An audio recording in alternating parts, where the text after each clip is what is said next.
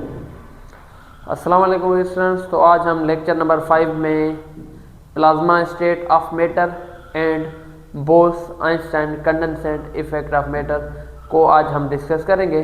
ठीक है, तो ये हमारी प्लाज्मा ये मैटर की फोर्थ स्टेट है और BEC Bose Einstein condensate state of matter ये मैटर की फिफ्थ स्टेट ऑफ मैटर। ठीक है, तो इन दोनों को आज हम डिस्कस करेंगे। ये बहुत ही सिंपल है, वन लाइनर डेफिनेशन है। अगर आप इसको ये समझते हैं तो गलत नहीं है। ठीक है, तो सबसे पहले हम प्लाज्मा स्टेट ऑफ मैटर को देखते हैं। तो सबसे पहले हम प्लाज्मा स्टेट ऑफ मैटर को देखते हैं कि इसको डिस्कवर किसने किया और कैसे किया। ठीक है, प्लाज्मा। तो प्लाज्मा स्टेट ऑफ मैटर आप इस समझे कि आपकी डेली लाइफ में हर जगह प्लाज्मा है। ठीक है, जो भी लाइटनिंग इफेक्ट है ना, जहाँ पर भी रोशनी है वो सारी प्लाज्मा ही है। ठीक है, जैसे हमारे घर में होता है बल्ब, ठीक है, जैसे टीवी, जैसे हमारे हो गए कंप्यूटर की स्क्रीन, जैसे कोई भी लाइटनिंग इफेक्ट हो। ठीक है, जैसे बरसात आने से पहले जो एक बिजली होती है, बरसात वाली बिजली, ठीक है, वो जो भी लाइटनिंग इफेक्ट हो ना, वो सारे कौन से हैं? प्लाज्मा स्टेट ऑफ मैटर हैं। ठीक है, तो सबसे पहले इसकी अब डिस्कवरी देखते हैं, तो उसके बाद हम आगे बढ़ेंगे। ठीक है, तो सबसे पहले प्लाज्मा स्टेट ऑफ मैटर को डिस्कवर्ड किसने किया? Discovered by William crooks. William crooks आपको याद आ रहा होगा कि विलियम क्रूक्स को हमने किस चैप्टर में पढ़ा था।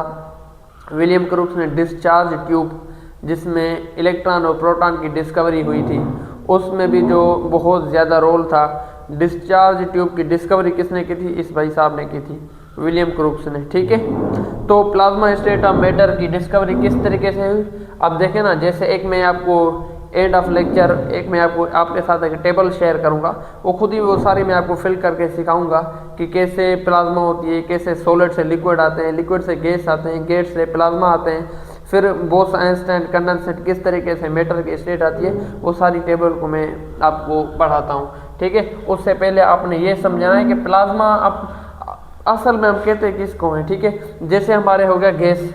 ठीक है, जैसे हमने क्या किया, गैस को हमने क्या दी? एनर्जी दी। क्या दी? गैस को एनर्जी दी।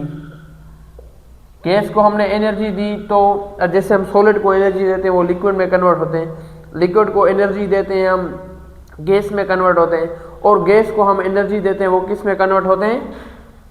आइंस में। गैस को हम एनर्जी देते हैं वो किस में कन्वर्ट होते हैं? आइंस में। ऐसी चीज़ जो आइंस में कन्वर्ट होती है उस चीज़ को क्या कहते हैं? आयोनाइजेशन। ठीक है, हमने एनर्जी दी, गैस को हमने एनर्जी दी, वो किस में कन्वर्ट हुआ? आइंस में। ऐसी चीज़ जो आइंस में कन्वर्ट हो उस प्रोसेस को कहते हैं आयोनाइजेशन। ठीक है, उस प्रोसेस को क्या कहते हैं? आयोनाइजेशन। इस तरीके से तो आइंस ये जो पॉजिटिव और नेगेटिव चार्जेस हैं आइंस में, ठीक है, आइंस में क्या पॉजिटिव और नेगेटिव जो चार्जेस है ना, उनकी वजह से plasma fourth state of matter की डिस्कवरी हुई थी। बहुत ही सिंपल है, विलियम क्रूक्स ने डिस्कवरी इसकी की थी कि किस तरीके से इसने क्या किया? गैस को एनर्जी दी, गैस को इसने जैसे एनर्जी दी वो किस में कन्वर्ट हुआ? आइंस में। आइंस में कन्वर्ट होता है उसको इसने क्या कहा कि आयोनाइजेशन है, आयोनाइजेशन ऑफ गैस।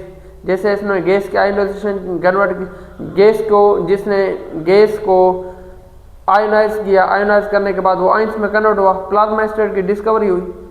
बात सिंपल है। ठीक है, तो ये इस तरीके से को डिस्कवर हुआ। अगर मैं आपको कहूं कि if plasma loss energy,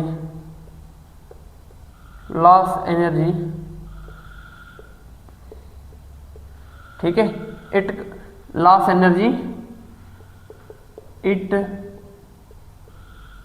convert into dash. ये समझे कि मुझे आपने बताना है। ये सेम सवाल अगर मैं आपको उल्टा पूछूं तो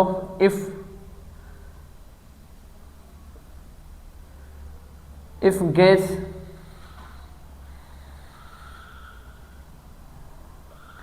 यूज एनर्जी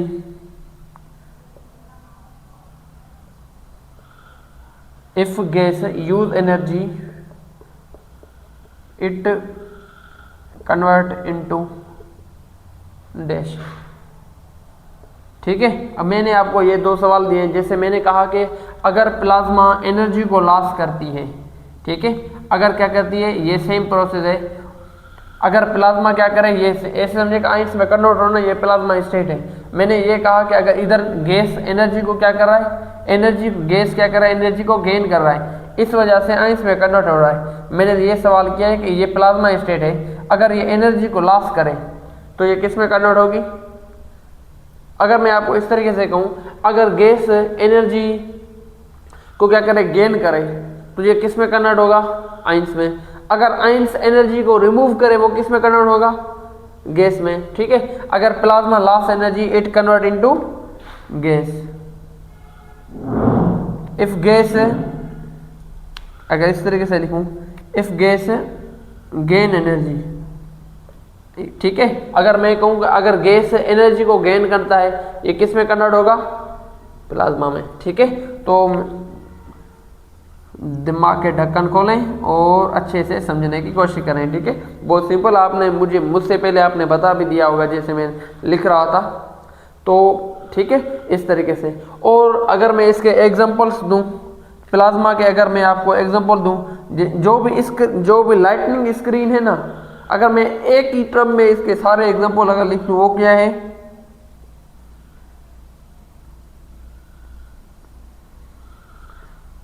जो भी लाइटनिंग स्क्रीन है ना, लाइटनिंग स्क्रीन हो गई या ओनली लाइटनिंग हो गई, ये किसके एग्जांपल है, प्लाज्मा के। आप ही मुझे बताएं, जैसे मैंने आपको लेक्चर के ऐसे वेरी स्टार्ट में मैंने आपको बताया था, जैसे हमारे हो गई टीवी हो गई, जैसे हमारे बल्ब हो गए, आपकी बुक में लिखा हुआ है न्यून बल्ब। ठीक है, ये भी रोशनी वाले बल्ब होते हैं। ठीक है, जैसे आपके हो गए कंप्यूटर की स्क्रीन हो गई, कंप्यूटर की स्क्रीन हो गई। ठीक है, और भी बहुत से एग्जांपल हो सकते हैं जो मेरे जहन में आ रहे थे, कुछ यही है, और भी बहुत ज़्यादा हो सकते हैं। ठीक है, ये रही आपकी प्लाज्मा स्टेट, ये है आपकी फोर्थ स्टेट ऑफ मैटर। ठीक है, चले इसको इस तरह के लिखना, ये क्या है, फोर्थ स्टेट ऑफ मैटर। ठीक है, इस स्टेट को एक और भी नाम कहते हैं, ये क्या है, इसको डिस्टेंट स्टेट भी कहते हैं, डिस्टेंट स्टेट ऑफ मैटर। ठीक है, ऐसे समझे कि डिस्टेंट, वैसे हम जर्नली की डिस्टेंट कहते हैं मुख्तलिफ को, जैसे हम गैस को कहते हैं intermediate state of matter, intermediate between solid and gas. वो कौन सी स्टेट होती है, लिक्विड स्टेट होती है। तो इसको कहा जाता है, प्लाज्मा को कहा जाता है डिस्टेंट स्टेट ऑफ मैटर। ठीक है, तो आप इसका ऐसे करें, स्क्रीनशॉट बना लें। तो आगे हम डिस्कस करते हैं Bose Einstein condensate state of matter. ठीक है,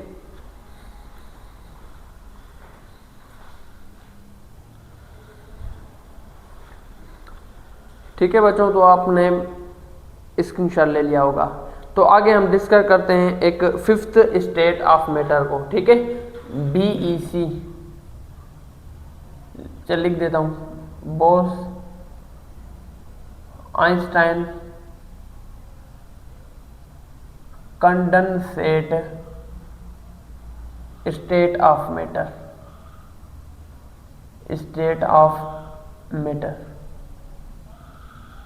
ठीक है, तो ये रही आपकी फिफ्थ स्टेट ऑफ मैटर। ठीक है, इधर मैं चल लिख देता हूँ, स्टेट ऑफ मैटर कौन सी है, फिफ्थ स्टेट ऑफ मैटर। ठीक है, तो इसमें सबसे पहले एक टर्म है कंडेंसेशन। ठीक है, कंडेंसेट जहाँ पर लिखा हुआ है उसका क्या मतलब है। ठीक है, तो उसको देख लेते हैं।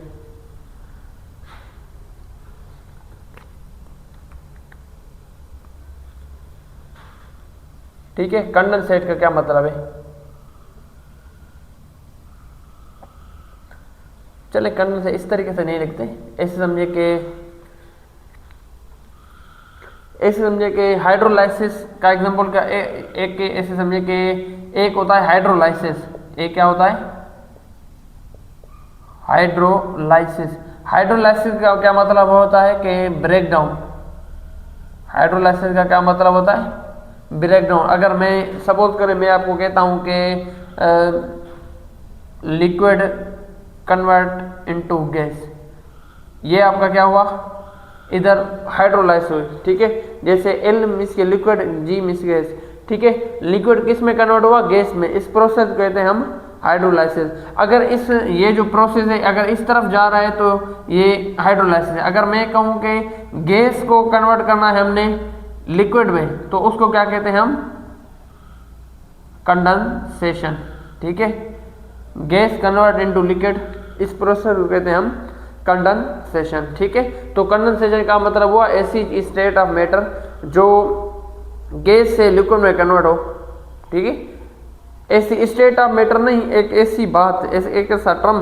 तो मैटर की फिफ्थ स्टेट है, उसको हम डिस्कस करते हैं। उससे पहले हम कंडेंसेशन का मैं आपको मतलब बता रहा हूँ, ठीक है। तो गैस कन्वर्ट इनटू लिक्विड, जिसमें क्या होता है ऐसे समझे कि गैस के मॉलिक्यूल दूर दूर होते हैं, जैसे कंडेंसेशन होती है, आपस में और करीब आ जाते हैं, ठीक है। इस प्रोसेस को कहते हैं हम कंडेंसेशन, ठीक है।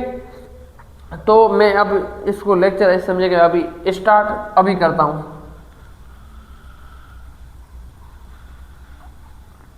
ठीक है। तो सबसे पहले इसकी डिस्कवरी, तो अब इसमें ना 4 साइंटिस्ट हैं आपके, ठीक है। तो सबसे पहले इस स्टेट को फर्स्ट डिस्कवर किसने किया था?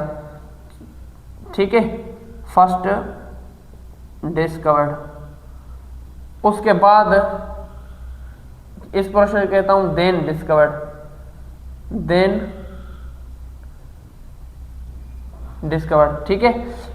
अब आपने नाम से ही पहचान लिया होगा कि कौन से 2 साइंटिस्ट थे जो सबसे पहले डिस्कवर किया करते थे इसको। तो सबसे पहले थे, एक साइंटिस्ट थे बोस और दूसरे साइंटिस्ट थे आइंस्टाइन, ठीक है। तो सबसे पहले जो इसकी डिस्कवरी की थी एक साइंटिस्ट था जिसका नाम था बोस और दूसरे का नाम था अल्बर्ट आइंस्टाइन, ठीक है। तो सबसे पहले जो इसकी डिस्कवरी हुई किसने की थी? एक बोस ने और दूसरा आइंस्टाइन ने। बोस वो वाला बोस नहीं है, ये वाला बोस एक नाम है, ठीक है। एक लीडर वाला बोस नहीं है, ये इसका अपना नाम है, ठीक है। तो सबसे पहले इस साइंटिस्ट ने डिस्कवर की थी। तो इन्होंने कौन सी बात कही? तो इन्होंने कहा था कि ये जो 5th स्टेट ऑफ मैटर है, जो बोस आइंस्टाइन कंडेंसेट है, ये क्या है? सुपर हार्ट है। ये क्या है? सुपर हार्ट है। सुपर हार्ट होने से जो इसके अंदर जो एटम होते हैं वो क्या होते हैं? सुपर एक्साइटेड एटम होते हैं। इन्होंने क्या कहा कि सुपर एक्साइटेड एटम होते हैं। बात समझे आप? इन्होंने क्या कहा था कि बोस और आइंस्टाइन ने कहा था ये जो 5th स्टेट ऑफ मैटर है इसमें क्या है कि सुपर हार्ट बहुत ज़्यादा टेम्परेचर होता है, इस समझे के, ठीक है। बहुत ज़्यादा टेम्परेचर होने की वजह से उनके अंदर जो एटम होते हैं ना बहुत ही एक्साइटेशन करते हैं, बहुत ही एक्साइटेड होते हैं, ठीक है। तो ये जो 2 साइंटिस्ट थे इनका कॉन्सेप्ट यही था। उसके बाद जो 2 साइंटिस्ट थे उनका नाम था, एक का नाम था कॉर्नेल, ठीक है, और दूसरे का नाम था वाइजमैन, ठीक है। अब इनकी बात है ना वो बिल्कुल अपोजिट है इनसे। इन्होंने कहा था कि क्या है? Super cold atom, super cold state है, ठीक है। सुपर हार्ट स्टेट है, इन्होंने कहा था कि सुपर कोल्ड स्टेट है। अगर सुपर कोल्ड स्टेट होगी क्या इनके अंदर जो एटम होंगे क्या वो एक्साइट कर पाएंगे?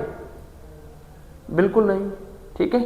इनके अंदर जो एटम जैसे सॉलिड में जो अब ऐसे समझिए कि जो गैस में एटम होते हैं दूर दूर होते हैं वो एक्साइट कर पाते हैं, ठीक है।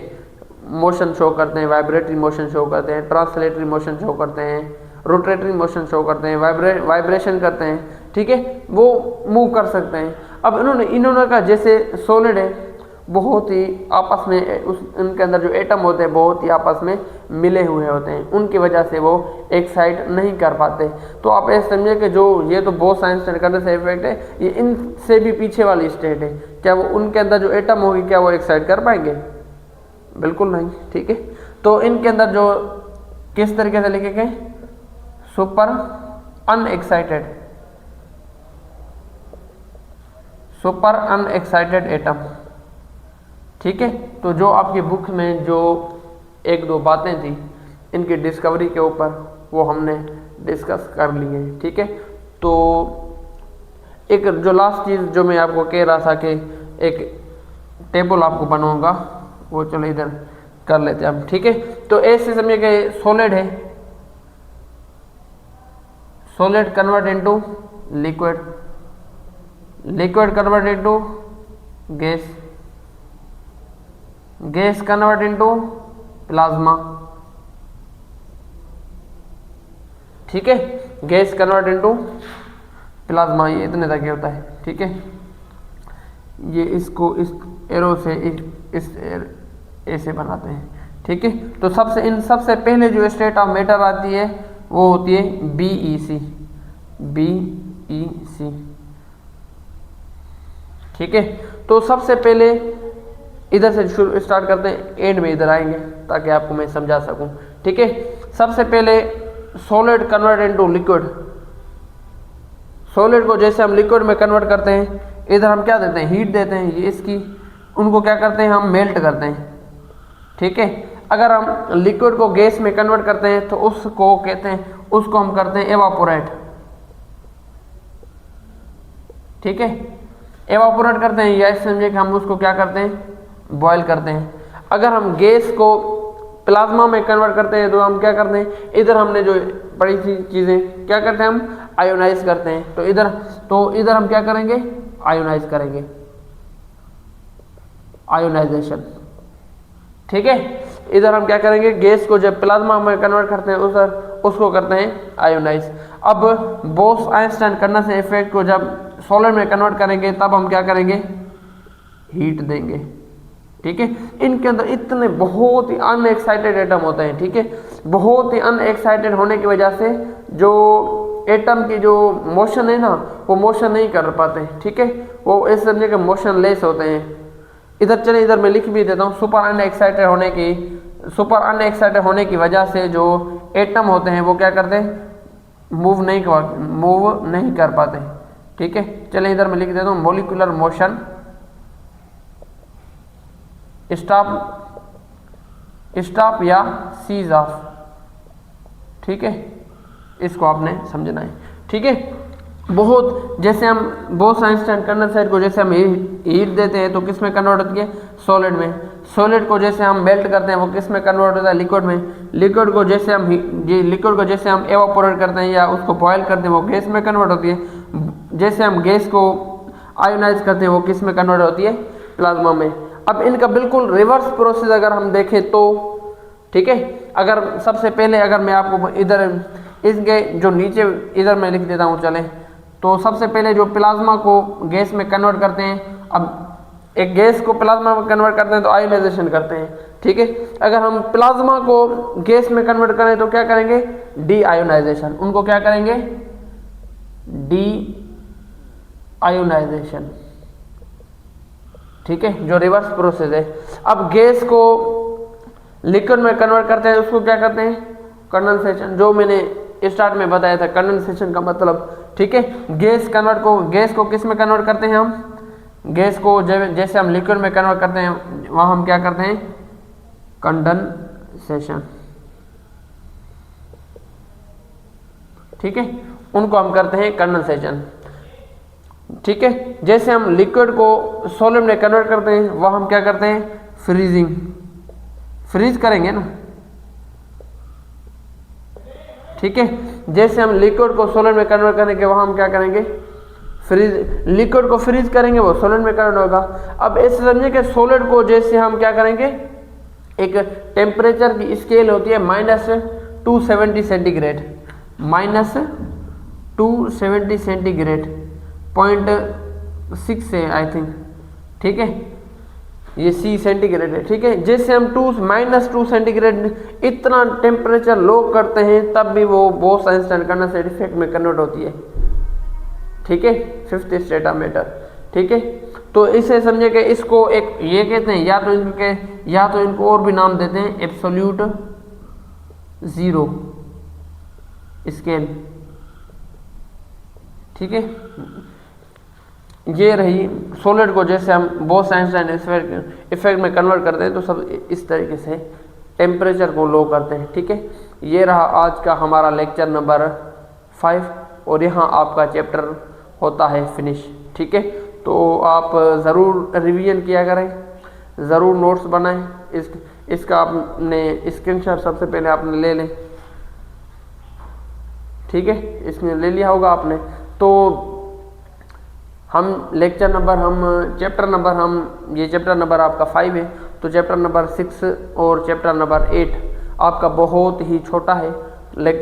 चैप्टर नंबर जो 7 है वो थोड़ा बहुत लेंथी है लेकिन इम्पॉर्टेंट बहुत ज़्यादा है। ठीक है, तो उनको हम बहुत ही डिटेल से डिस्कस करेंगे जब उनके ऊपर हम आएंगे। ऐसे समझे कि बाकी हमारे 2-3 चैप्टर रहते हैं तो हमारी जो इतनी ज़्यादा लेक्चर नहीं होगी। ऐसे समझे कि मैक्सिमम आपकी जो लेक्चर होंगी ना वो 10-11 लेक्चर होंगी आपकी, 12 मैक्सिमम 12 तक होंगी, उससे ज़्यादा नहीं होगी।